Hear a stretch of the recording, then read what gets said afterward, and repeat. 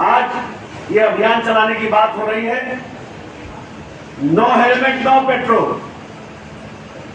मैं दावे के साथ कह रहा हूं कि अगर ये स्कीम चल जाए, हम अपनी सोच को जरा सोचें, हमारी सोच क्या है कि अगर हेलमेट लगा के जाओगे तो 1 रुपया लीटर पेट्रोल सस्ता मिलेगा।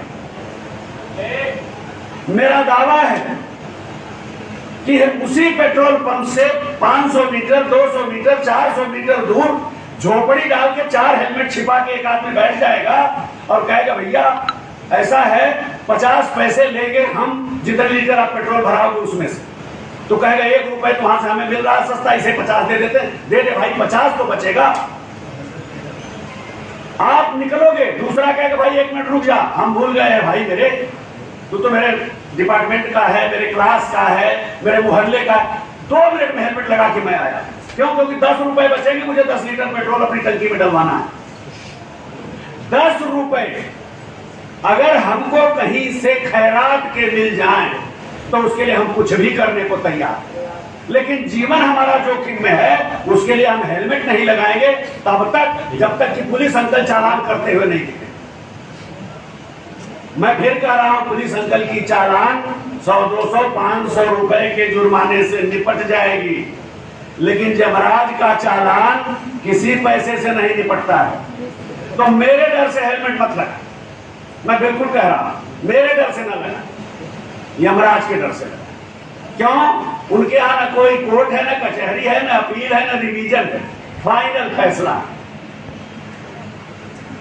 तो इस पे हमें आना पड़ेगा। और जैसा एक बेटी ने बड़ा अच्छा कहा कि चेहरे पे धूल थी और सारी उम्र हम आईना रगड़ते रहे, साफ करते रहे। बड़ा अच्छा लगा मुझे उसका उसे। हम सिर्फ और सिर्फ अपने उत्तरदायित्वों से बचने के लिए, अपनी जिम्मेदारियों से बचने के लिए कोई न कोई बहाना ढूंढते हैं, और लास्ट में जब कोई बहाना नहीं मिलता तो कहते हैं भगवान की ऐसी मर्जी। सांप के मुंह में उंगली डालोगे तो काटेगा, विष चढ़ेगा तो मरोगे, और कहो भगवान की ऐसी मर्जी। हमें तैरना नहीं आता और उफनती जमुना में कूद जाएंगे, भगवान की ऐसी मर्जी। अरे भाई, भगवान भी तुम्हें बुद्धि विवेक दे के भेजा है, और जगह जगह वो कहीं न कहीं आपको किसी न किसी कारिंदे से वार करता है। एक छोटी सी किस्से के साथ मैं अपनी बात समाप्त करूंगा। यही वो किस्सा जो मैंने पढ़ा था इसी चित्रकूट में, रामघाट में मंदाकिनी के तट पर जिस दिन बड़ी बाढ़ आई थी, जिसको कहा जाता है कि 2003 में ऐसी बाढ़ आई थी, इससे पहले नहीं आई थी। उस बाढ़ में वो किस्सा चरितार्थ हुआ। बाढ़ आई, एक महात्मा जी थे, डिस्ट्रिक्ट एडमिनिस्ट्रेशन की ओर से अनाउंस करवा दिया गया कि सभी लोग खाली कर दें, जो अलर्ट है उस अलर्ट के हिसाब से यहां बाढ़ आने वाली है। सब लोग खाली करने लगे, महात्मा जी ने नहीं खाली किया। उनके पास पुलिस वाले गए, महाराज यहाँ डूब जाएगा इलाका, जो संभावना है, जाओ भाई तुम बचाओगे, बचाएंगे तो बांके बिहारी। फिर उनका मंदिर डूब गया, चबूतरे पे बैठ गए। चबूतरे के बाद छत पे चले गए, नौका वाले आए, अरे जाओ यार तुम बचाओगे, बचाएंगे बांके बिहारी। फिर उसने स्टीमर गया, लास्टली उनको हेलीकॉप्टर से रस्सा लटकाया जाए, बाबा इसको पकड़ लो।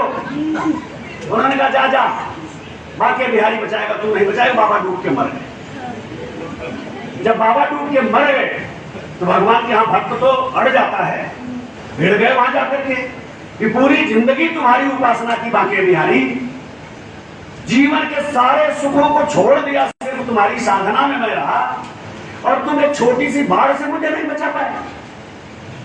तो बांके बिहारी ने पूछा, ये बताओ प्रशासन की ओर से अनाउंसमेंट हुआ था कि नहीं? हुआ था। क्या पुलिस वाले गए थे कि नहीं? गए थे। क्या नौका गई थी कि नहीं? गई थी। स्टीमर गया था कि नहीं? गए थे। क्या रस्सा लटकाया गया कि नहीं हेलीकॉप्टर से? क्या लटकाया गया। तो बांके बिहारी ने कहा, ये बताओ हमारा भी कोई प्रोटोकॉल है, गली गली हम जाएंगे? हमने अपने कारिंदे को भेजा था और तुमने मेरे कारिंदों का अपमान किया। जब अपमान किया तो तुम्हारी ये दुर्गति होनी ही थी। ऐसा ही हुआ। पूरा वो मंदिर घिरा था, एक बाबा जी जिद पे अड़े थे, मीडिया के साथी जानते हैं उस दिन। उन्होंने कहा जाओ तुम लोग, क्या बचाओगे, भगवान बचाएंगे। बाढ़ इतनी तेज हो गई, वहां जाने की हिम्मत कोई नहीं कर रहा था। बड़ी हिम्मत से हमारे स्थानीय गोताखोर ट्यूब लेके गए। फिर बाबा यही कह रहे थे, हमारे चौकी इंचार्ज ने जब कहा तो मैंने कहा बाबा प्रेम से ना मानते हो तो जबरदस्ती टांग के उठा ले आओ, कह दो उसी भगवान ने हमको भी भेजा जिसने तुमको यहाँ रोक रखा है। अब दो भक्तों की लड़ाई भगवान के, तो फिर बाबा किसी तरह से बाहर आए। तो जो मैं कहानी में पढ़ता था वो यही रामघाट पे चला। ये पुलिस अंकल जो आपकी चालान के लिए खड़े हैं, ये आगे जमराज का भैंसा भी कहीं बंधा हुआ है, उसका संकेत देते हैं आप और आप लड़ जाते हो।